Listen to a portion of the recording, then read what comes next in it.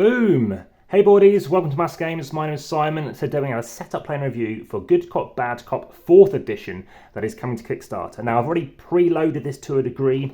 If you're playing this with a 5 to 8 player account, you are going to need these extra cards which you're going to shuffle in. However, I've just set this up as a 4. You may have noticed I've sleeved these cards. Now it doesn't give you instructions as to which way you can sleeve them. I have played them sleeved and I'm happy to be playing them this way. So as you'll see as I play the game, as you reveal cards, you'll have Good Cop Bad Cop up the top. So this is a game, it can be a cooperative game, but you may end up on your own, and it's a social deduction game, taking about 30 minutes to play. And if you are interested in playing more stuff, I do have Promoted, which you can play then as a campaign. There's also zombies I've got, and I've got other stuff such as various equipment packs. So like I said, this is the 4th edition. You may have seen my 3rd edition video. I've also played the 1st edition. All of that stuff's over on Instagram, so check out the description through on YouTube. And of course, like, subscribe, hit the notification bell for further videos such as the content I just showed you, as well as letting me know your comments are best on YouTube. So you are going to be assigned a team. You're either going to be honest or you're going to be crooked. I'll show you how that works. You may even end up being the leader of your team, agent for the honest team, and kingpin for the crooked team.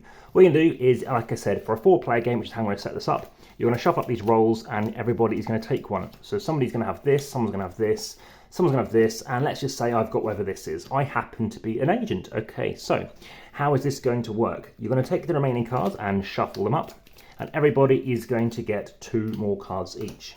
So again, nobody knows what else it is apart from myself. So everybody has been dealt the amount of cards. Any cards, depending on the player count that are left over, do not show them to anybody. So again, just myself. I'm going to be honest and crooked. It doesn't matter because I happen to be the agent. However, this person happens to be completely honest, which is interesting. This person happens to be crooked because they dominate. So 2 against 1, they're going to be crooked. And of course, we now know that the baddie is over here, which works quite well because we have a 2 against 2 dynamism at this point. So what do you do on your turn? Well, a bit like in a theatre play where you have 3 acts. The first part of the game is trying to figure out who is on your team or who is not on your team, so you can start pointing guns and firing at them. The aim of the game is to destroy the leader of the opposition team. Now everybody's also going to have an equipment card each, so you're going to shuffle these up and everyone's going to get 1 each as well. And there are things that basically help interrupt the game, maybe do various stuff. So you can look at your card. For this case, I've got blackmail, which I think is a fantastic one to draw. Choose any 2 integrity cards held by the players and exchange those cards, which is really good if you've got a gun pointed, which I'll show you how that works. So how does the game work? We'll give everyone one of these player aids, which again I have sleeved, which means you do end up with stuff covering it on one side in this version, but if you have a fewer than maybe 8 player count, you can always give 2 each to everybody. So what you're going to do is look through these cards and decide what it is that you're going to do. So initially, you don't want to be shooting someone unless you know if they are on the opposition team. So right now, I might peek at this card. You can never rearrange your cards. So they're just going to be here. I'm aware some of it is out of shot. I was trying to keep my stuff fully in shot here. So my first turn, and it's the person who last shot someone in real life or otherwise to take the first turn. But I do recommend going randomly. So I'm going to look at this card, and it happens to be honest. So I go, oh, okay, that's honest. Remember, I'm honest. So in a minute, those 2 cards could both be crooked from my perspective. So currently, the odds are I might not want to shoot at this person. Now, the next person's turn, again, the classic thing to do is probably to start investigating people. So that is something that you're doing. Now, if you happen to do that, that will end your turn. If you wish to then have armed instead, so maybe I've viewed maybe the kingpin on my first turn, then on my second turn, then I'm going to look at this. Now, when you look at a card, only you look at it. So you're going to pick up a card, pick up these guns in a future turn. Again, there are a number of guns depending on the players, and it's not equal to that. So depending on the player count, you are going to have a certain amount of these guns that are going to come out. So I'm going to point, I'll just have it face down just to make it a bit clearer. So I want to have this gun pointing over here because I now know something about that. I haven't revealed what I am necessarily, but I have informed everybody else, right, I'm not happy with this person, this team that they're on, I'm attacking them. Again, they might have discovered what else everyone else has, and they might then choose to help to obviously back up that team or that player. Now, I said about not revealing stuff. When you choose to take a gun, you're going to take it and immediately aim at someone, and you must reveal one of your cards. So I might reveal this card, which might imply that I'm crooked. It might show that I'm trying to hide that I'm not crooked, and these 2 other cards obviously are honest cards. But right now, I'm facing over here at this particular player. Now, another thing you do in a turn is you can draw up another equipment card. So you can draw up another one of these again, if you wish to. If you happen to draw one, you've got to again reveal one of your cards. So if you want to do that, just be aware you are revealing more stuff. As just said, over the 3-act period of the game, the first act is about discovering who's who. The second act is kind of starting to accuse people and shooting potentially. And of course, the third act is, right, okay, maybe a play's been eliminated, and then you're trying to figure out other stuff too. So the final thing you can do is shoot as an action. So again, you can investigate, flip a card over. You can choose to arm a gun, which of course reveals one of your integrity cards. You can choose to equip, so maybe more cards, which helps you, maybe get out of a firefight, whatever it might be. Or you can shoot, which I've just talked about. So that's the first thing you do. The second thing you do is you take aim. So as I mentioned, when you take a gun, you are aiming it somewhere. So that's only if you've obviously got a gun. And the final thing is, well, that ends your turn and it moves to the next player. And that goes clockwise. Just remember, you can only ever hold one gun at a time. And again, I said you do immediately aim it. And if you want to change the aim, you've got to wait until the end of your turn.